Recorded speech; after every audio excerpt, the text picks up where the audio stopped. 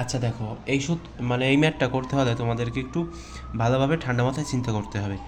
কী লিখছে দেখো, 300 কেজি ভরের ওপর 300 নিউটন বল 3 সেকেন্ড যাবৎ প্রয়োগ করলে বেগ কী পরিমাণ বৃদ্ধি পাবে সেটা আমাদেরকে বের করতে বলছে। ঠিক আছে, তো তোমরা কি এই ধরনের একটা সূত্র জানো যে MV - MU সমান সমান হচ্ছে তোমার FT? এই সূত্রটা হয়তো তোমাদের সবার জানা আছে। আচ্ছা, ভালো কথা, জানা আছে। তো এখন আমরা কি করতে পারি বলো তো?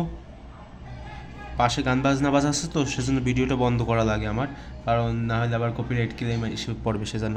আচ্ছা দেখো, এখান থেকে আমরা কি কমন নিতে পারি? এখান থেকে আমরা এম কমন নিতে পারি। ঠিক আছে, এম যদি আমরা এখান থেকে কমন নিই তাহলে V - U সমান সমান FT লেখা যায়।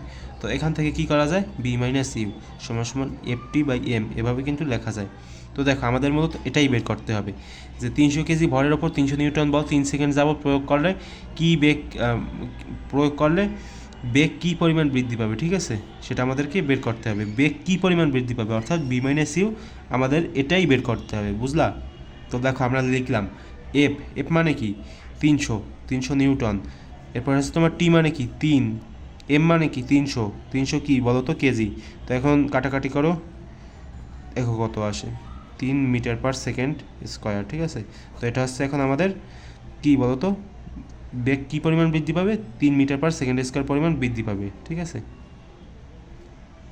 তো এটাই হচ্ছে আমাদের উত্তর। এটা হচ্ছে তোমার কত নাম্বার? খ নাম্বার। আচ্ছা।